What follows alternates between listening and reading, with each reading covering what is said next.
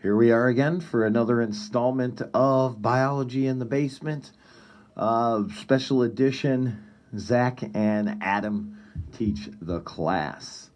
Let me just log on here to my Chromebook, which has my spreadsheet to make sure I cover everything. All right, we've got this queued up. So let's have a fact of the day so that we could get started. The inventor of Rubik's Cube, Erno Rubik, invented a prototype out of wood in 1974. And the funny thing is it took him over 1 month to figure out how to solve the thing.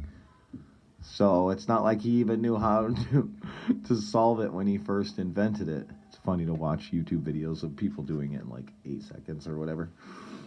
Anyways, there's your fact of the day. Let's get on with the birds.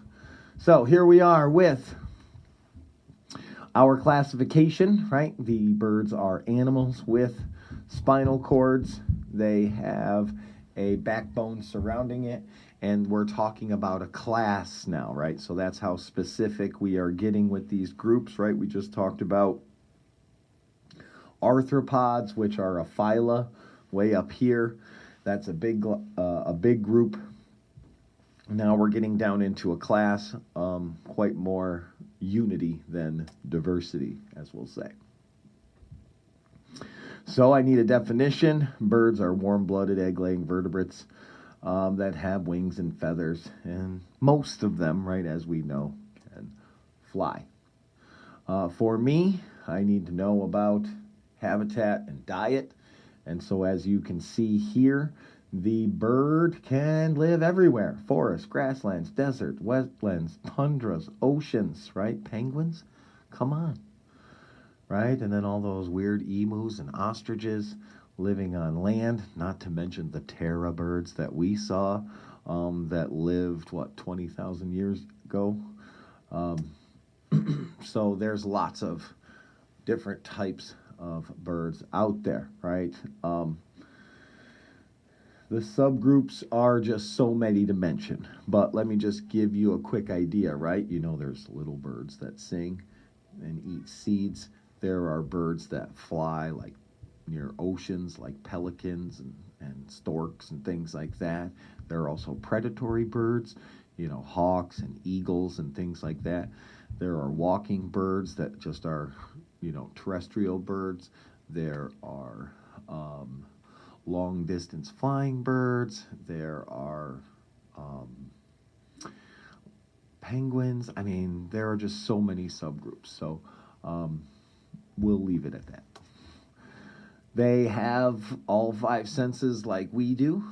Some of them are even more tuned than ours. Their bones are hollow, making them more lightweight. Another important adaptation is the air sacs that surround their lungs that give them the ability to fly long distance. And of course, they've got feathers that protect them from the sun's ultraviolet rays. Just like we have dead skin and hair protecting us from UV radiation, their feathers do the same thing.